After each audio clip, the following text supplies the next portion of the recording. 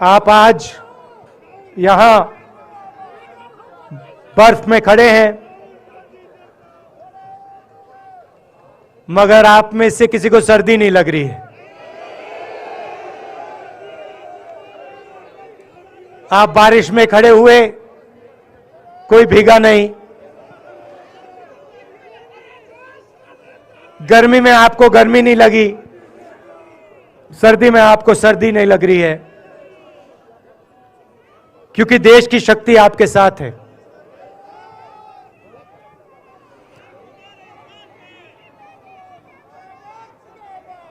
प्रियंका की बात मैं सुन रहा था। प्रियंका ने कहा मेरे मैसेज के बारे में, प्रियंका ने कहा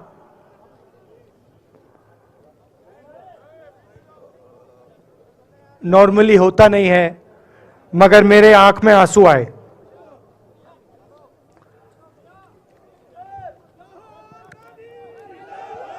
क्योंकि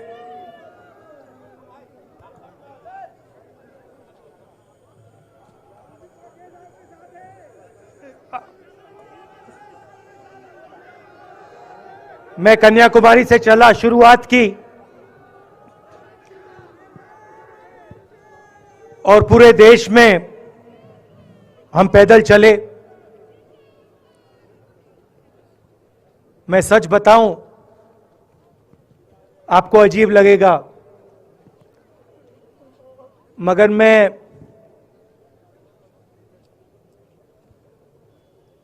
बहुत सालों के लिए हर रोज 8-10 किलोमीटर दौड़ता हूं। तो मैंने सोचा था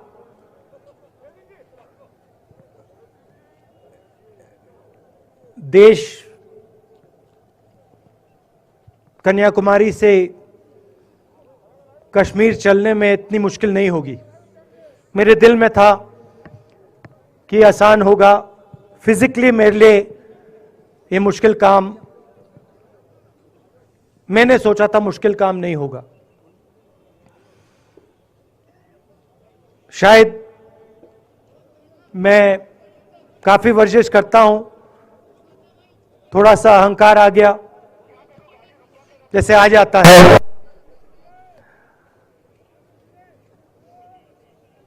मगर फिर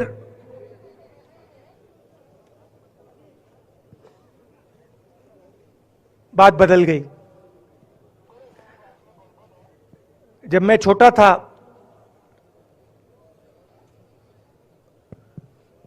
फुटबॉल खेलता था, और कॉलेज में जब मैं फुटबॉल खेल रहा था, एक बार मुझे बहुत जोरों से घुटने में इंजरी हुई थी।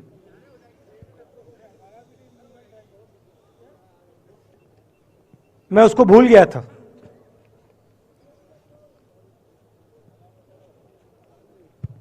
घुटने में दर्द नहीं होता था, भूल गया था उसको, दर्द गायब हो गया था।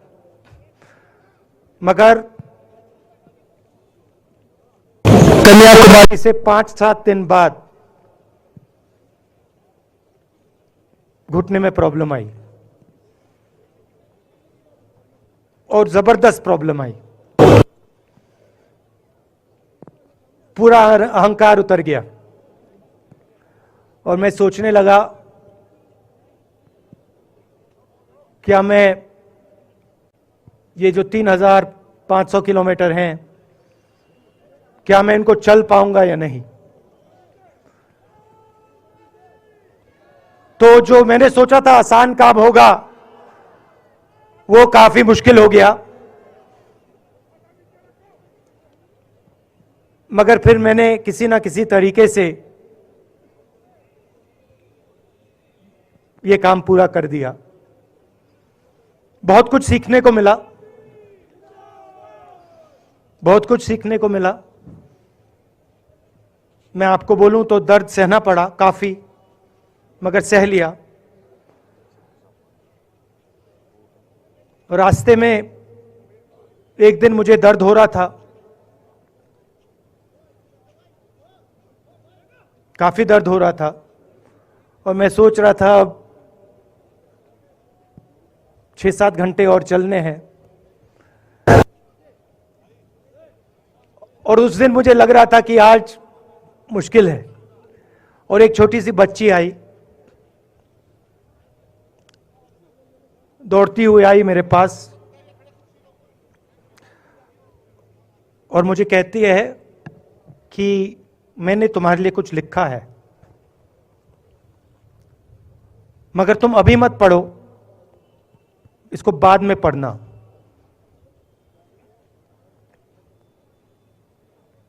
और फिर वो मुझे गले लग के भाग गई। फिर मैंने सोचा अब पढ़ता हूं क्या लिखा है।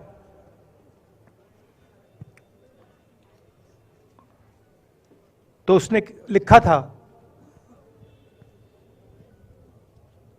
कि मुझे दिख रहा है कि आपके घुटने में दर्द है, क्योंकि आप जब उस पैर पे वजन डालते हो तो आपके चेहरे पे दिखता है कि दर्द है।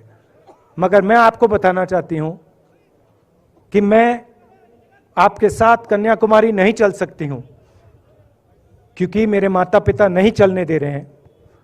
मगर मैं दिल में आपके साथ, आपके साइड में चल रही हूं, क्योंकि मैं जानती हूं कि आप अपने लिए नहीं चल रहे हो, आप मेरे लिए चल रहे हो और आप मेरे भविष्य के लिए चल रहे हो। और उसी सेकंड में, पता नहीं अजीब सी बात है, उसी सेकंड मेरा दर्द उस दिन के लिए गायब हो गया। दूसरी बात, मैं चल रहा था और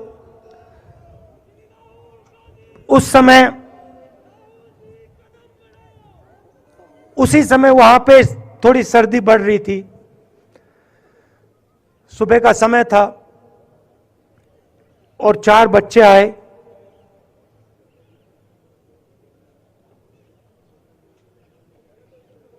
पता नहीं कहना चाहिए या नहीं।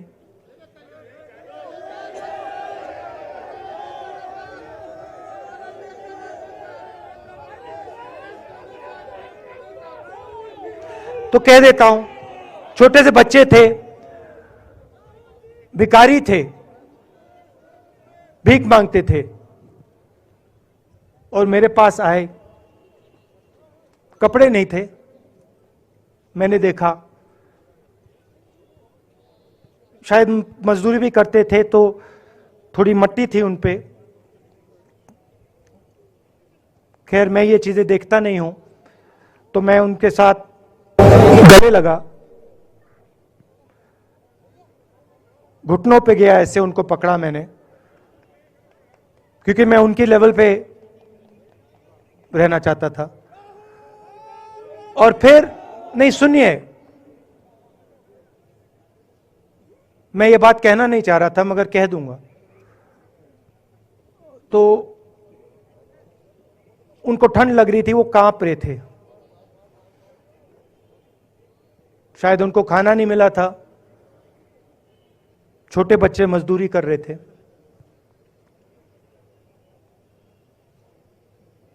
तो मैंने सोचा कि अब अगर ये स्वेटर नहीं पहनते हैं, अगर ये जैकेट नहीं पहन रहे हैं, तो मुझे भी नहीं पहनना चाहिए। मगर मैं झिझका क्यों आपको बताना चाहता हूं, मैं झिझका क्यों आपको बताना चाहता हूं। जब मैंने ये खत्म किया, मैं चल रहा था, तो हमारे साथ एक व्यक्ति थे, उन्होंने मेरे कान में बोला, राहुल जी, ये बच्चे गंदे हैं, इनके पास आपको ऐसे जाना नहीं चाहिए। तो मैंने उनसे कहा, वो आपसे और मुझसे दोनों से साफ हैं।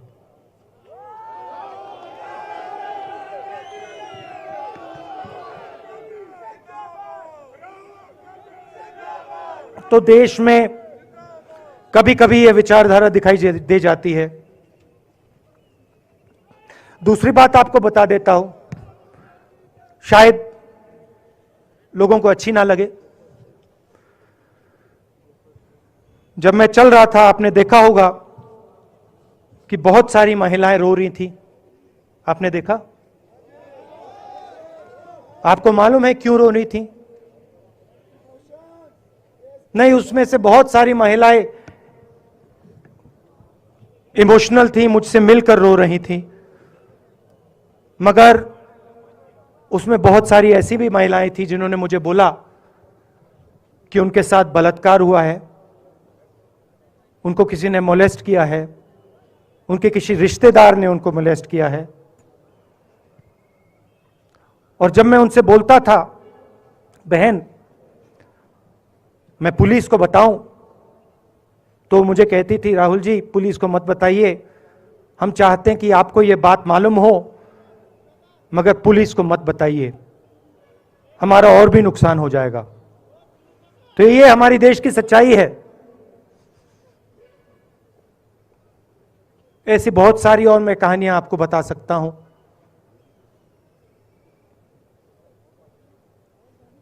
तो फिर मैं कश्मीर की ओर आ रहा था और मैं सोच रहा था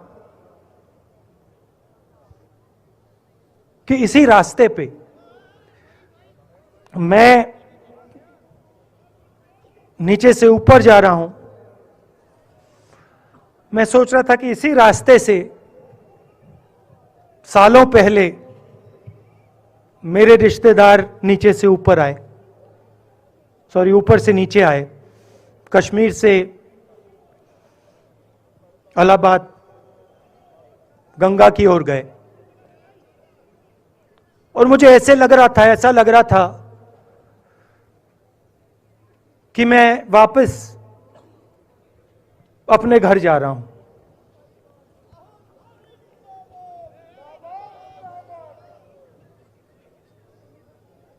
घर मेरे लिए, जब से मैं छोटा था, मैं सरकारी घरों में रहा हूं, मेरा अपना घर नहीं है। तो मेरे लिए घर, जिसको जो स्ट्रक्चर होता है, उसको मैंने कभी घर नहीं माना। वो मेरे लिए, मैं कहीं भी रह लूं, वो एक इमारत होती है, वो घर नहीं होता है। घर मेरे लिए एक सोच है, एक जीने का तरीका है, एक सोचने का तरीका है।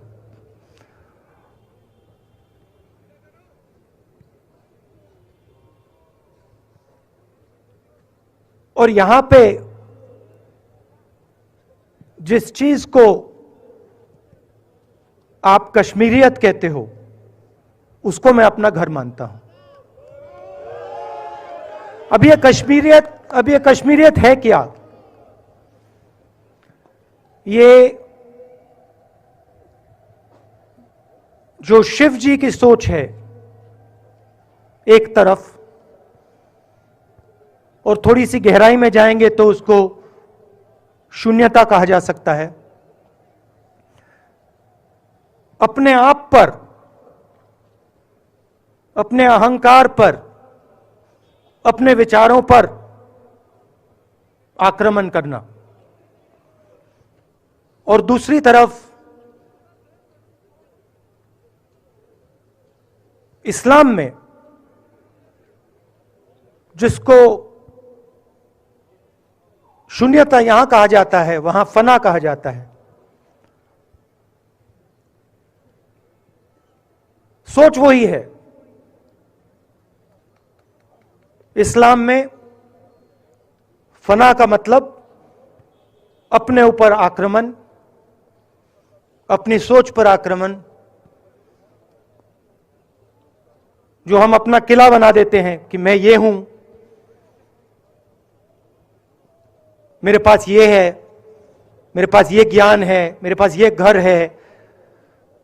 उसी किले पर आक्रमण करना, वही है शून्यता, वही है फना। और इस धरती पे ये दो जो विचारधाराएं हैं,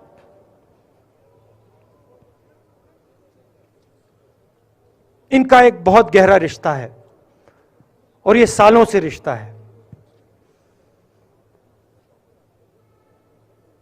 जिसको हम कश्मीरियत कहते हैं। यही सोच बाकी स्टेट्स में भी है। गांधी जी वैष्णव जनतों की बात करते थे, जिसको हम यहां शून्यता फना कहते हैं, उसको गुजरात में वैष्णव जनतो कहा जाता है। असम में शंकर देव जी ने भी यही बात कही। कर्नाटक से हमारे यहां जो लोग आए हैं, वहां बसवा जी ने यह बात कही। केरल में नारायण गुरु ने ये बात की। महाराष्ट्र ने ज्योतिबा फुले जी ने यह बात की। और यहां इसको हम कश्मीरियत कहते हैं। लोगों को जोड़ना और दूसरों पर आक्रमण नहीं करना, अपने आप पर आक्रमण करना, अपनी कमी देखना।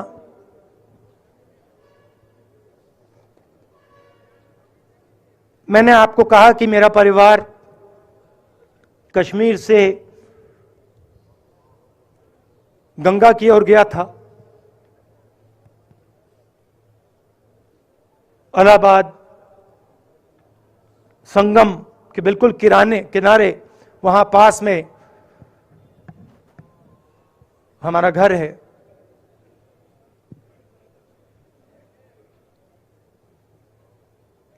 तो जब यहां से वो वहां गए, उन्होंने कश्मीरियत की जो सोच थी उसको गंगा में डाला था। गंगा में ले गए उस सोच को और उत्तर प्रदेश में उस सोच को फैलाया था, जिसको उत्तर प्रदेश में गंगा जमुना तहजीब कहा जाता है।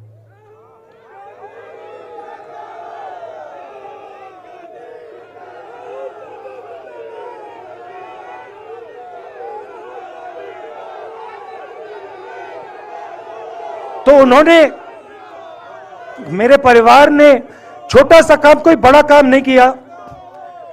जो आपने उनको सिखाया, जो जम्मू कश्मीर के लोगों ने उनको सिखाया, लद्दाख के लोगों ने सिखाया, क्योंकि उसमें बौद्ध धर्म भी है, उनके पास भी वही सोच, शून्यता की सोच उधर भी है। वो उसको ले गए और उस विचारधारा को, सोच को गंगा में उन्होंने रखा। तो मैं ये सोच रहा था, जब यहां आ रहा था, पैदल चल रहा था, और मुझे सिक्योरिटी वालों ने कहा था कि देखिए, आप पूरे हिंदुस्तान में चल सकते हो, जम्मू में भी चल सकते हो, मगर आखिरी जो 4 दिन हैं कश्मीर में, आपको गाड़ी से जाना चाहिए।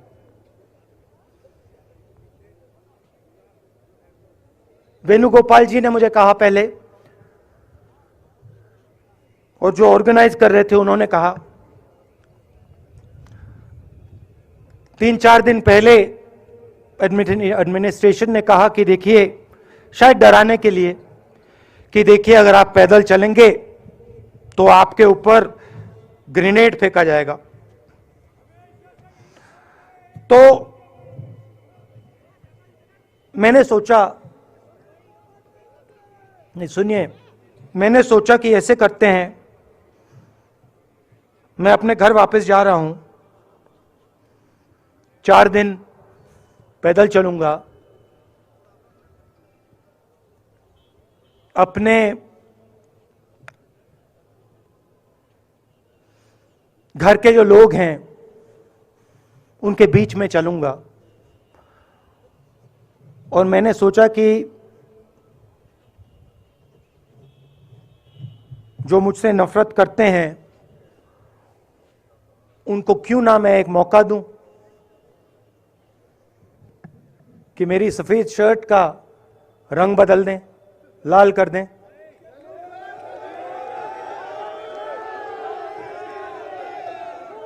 क्योंकि मेरे परिवार ने मुझे सिखाया है, गांधी जी ने मुझे सिखाया है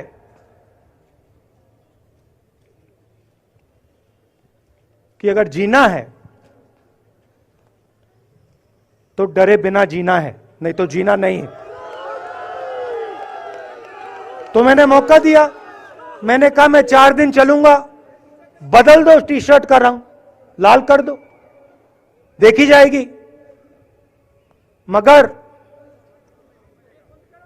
जो मैंने सोचा था वही हुआ। जम्मू कश्मीर के लोगों ने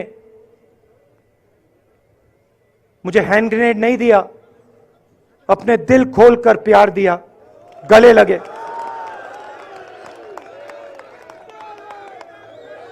और मुझे बहुत खुशी हुई कि उन सब ने मुझे अपना माना और प्यार से बच्चों ने, बुजुर्गों ने आंसुओं से मेरा यहां स्वागत किया। मैं अब जम्मू कश्मीर के लोगों से और जो यहां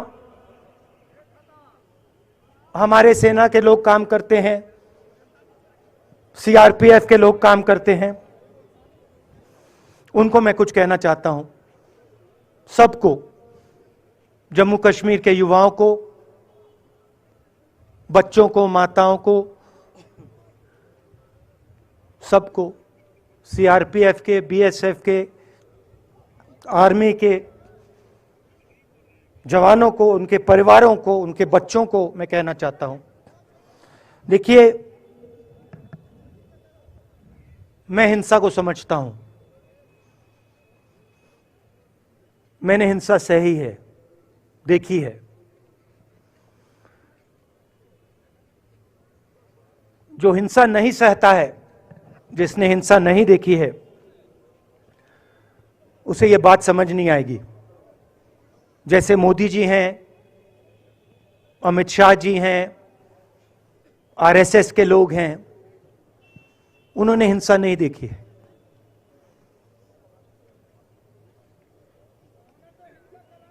डरते हैं, नहीं डरते हैं, देखिए डरते हैं।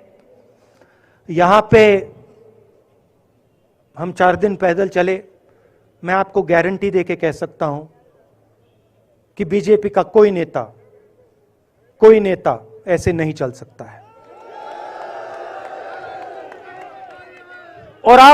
और इसलिए नहीं क्योंकि जम्मू कश्मीर के लोग, इसलिए नहीं क्योंकि जम्मू कश्मीर के लोग उनको चलने नहीं देंगे, इसलिए क्योंकि वो डरते हैं। खैर, मैं अपने जम्मू कश्मीर के लोगों को, युवाओं को, बुजुर्गों को और आर्मी के लोगों को, सीआरपीएफ, बीएसएफ लोगों को थोड़ा सा बताना चाहता हूं।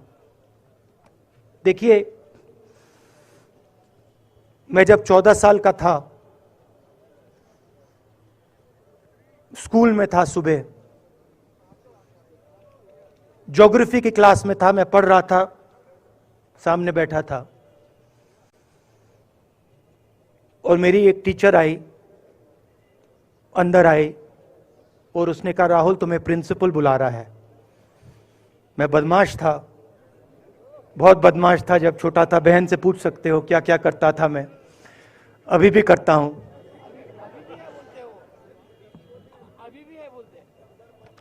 मैंने सोचा प्रिंसिपल बुला रहा है, मैंने कुछ गलती की होगी, अब मार पिटेगी। वहां पे केनिंग होती थी, मैंने सोचा था अब केनिंग होगी मेरी। मगर जब मैं चल रहा था, जिस टीचर ने मुझे बुलाया, उसको देखकर मुझे कुछ अजीब सा लगा। और जब मैं प्रिंसिपल के ऑफिस पहुंचा तो प्रिंसिपल ने कहा, राहुल तुम्हारे घर से फोन कॉल है।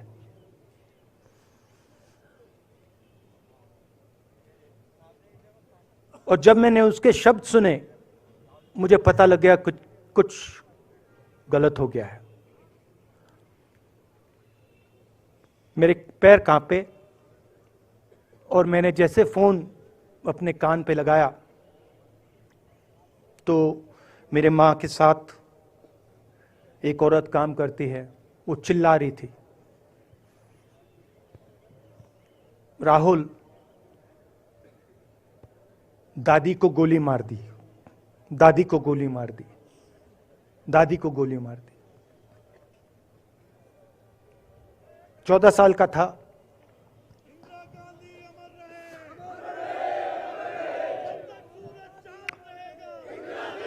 देखिए, ये जो मैं कह रहा हूं, ये जो मैं कह रहा हूं, ये जो मैं अभी कह रहा हूं, ये बात प्रधानमंत्री को नहीं समझ आएगी, ये बात अमित शाह जी को नहीं समझ आएगी, ये बात डोवल जी को भी नहीं समझ आएगी, मगर ये बात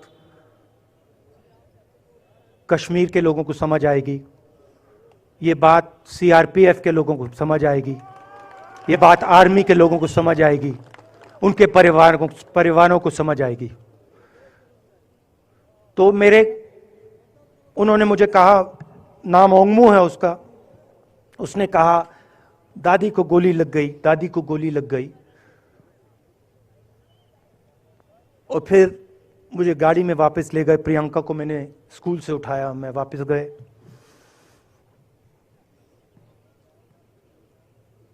और फिर मैंने वो जगह देखी जहां मेरी दादी का खून था।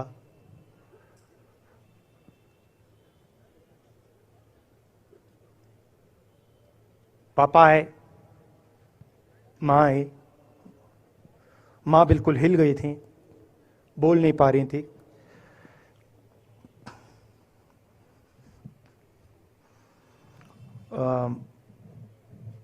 हाँ,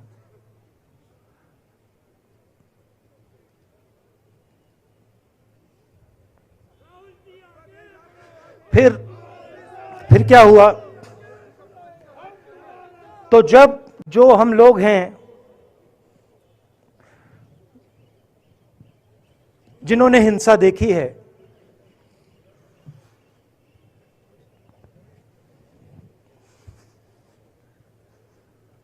ये जो है ना, ये इसको हम बिल्कुल दूसरी तरीके से देखते हैं। ये आप सबके लिए टेलीफोन है, ये हमारे लिए सिर्फ टेलीफोन नहीं है।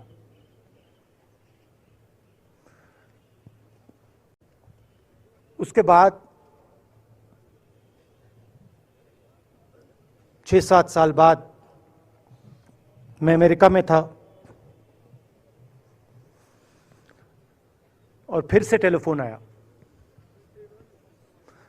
21 में टेलीफोन आया। जैसे बहुत सारे, जैसे जो पुलवामा में हमारे सैनिक मरे थे, उनके घर टेलीफोन आया होगा।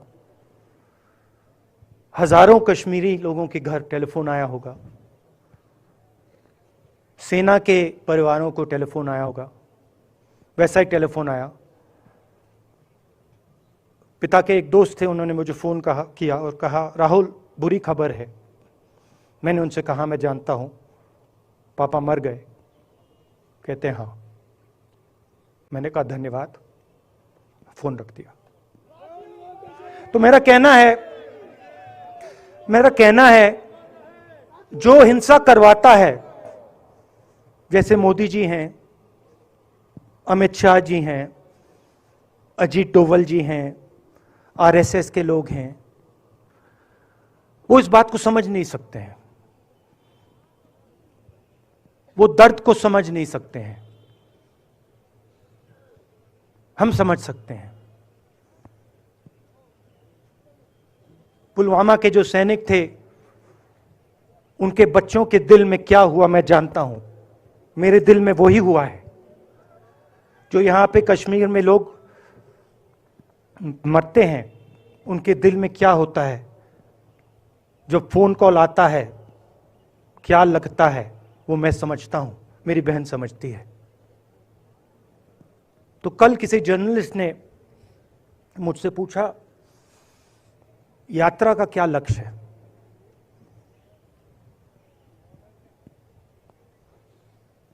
कहा कि यात्रा क्या अचीव करना चाहती है, जम्मू कश्मीर में क्या अचीव करना चाहती है। मेरे उस समय दिमाग में आया, मगर मैंने कहा नहीं बोलता हूं, कल भाषण में बोलूंगा। यात्रा का लक्ष्य है कि ये जो फोन कॉल हैं, चाहे ये आर्मी के हों, चाहे सीआरपीएफ के हों, चाहे ये कश्मीर के लोगों के हो, ये फोन कॉल बंद हो जाए।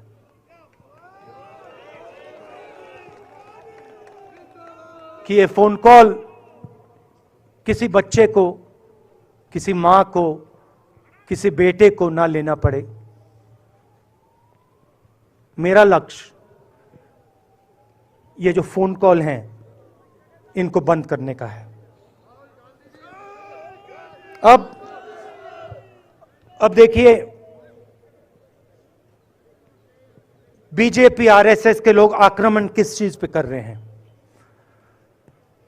मुझे गाली देते हैं, मैं उनका धन्यवाद करता हूं, क्योंकि मैंने आपको शून्यता की बात की, शिव की बात की, उसको मैं समझता हूं और मैं दिल से उनका धन्यवाद करता हूं कि जितना भी वो मेरे ऊपर प्रेशर डालें, जितनी भी गाली लगाएं, जो भी वो करें, उससे मैं सिर्फ सीखता हूं। तो मैं एक प्रकार से उनका धन्यवाद करता हूं। मगर जो मैंने आपको बात बोली पहले, चाहे वो कश्मीरियत है, चाहे वो वैष्णव जंतो है, चाहे वो शंकर देव जी हैं, बसवा हैं, नारायण गुरु हैं, तिरुवल्लुवर हैं जो तमिलनाडु के बड़े पोएट हैं, फूले जी हैं, और जो कश्मीरियत हैं, ये इस विचारधारा पे आक्रमण कर रहे हैं। और ये जो विचारधाराएं हैं, ये इस देश की नींव है, इस देश की फाउंडेशन है। और आपने जो किया, जो यात्रियों ने किया, हम सब ने किया, इस विचारधारा की रक्षा के लिए किया है। मैंने ये काम अपने लिए नहीं किया, मैं ऐसा काम अपने लिए कभी कर ही नहीं सकता हूं। मैंने ये काम हमारे कांग्रेसी मित्रों को ये अच्छा ना लगे, मगर मैंने ये काम कांग्रेस पार्टी के लिए भी नहीं किया है। मैंने ये काम, और हम सब ने ये काम हिंदुस्तान की जनता के लिए किया है। और हमारी कोशिश है कि जो विचारधारा इस देश की नींव को तोड़ने की कोशिश कर रही है, जो विचारधारा इस देश की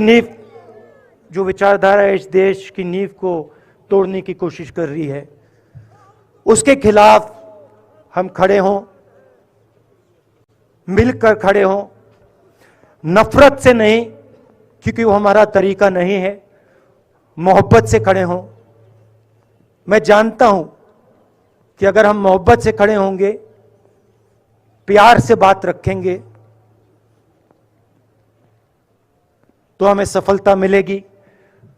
और उनकी जो विचारधारा है, उसको हम सिर्फ हराएंगे नहीं, मगर उस विचारधारा को हम उनके दिलों से निकाल देंगे। तो आपने, देश की जनता ने हमारा समर्थन किया। हमारी कोशिश है कि हमें, बीजेपी ने एक जीने का तरीका, राजनीतिक तरीका दिखाया है। हमारी कोशिश है कि हम एक और तरीका, जो हिंदुस्तान का तरीका है, मोहब्बत का तरीका है, वो हम देश को दिखाएं।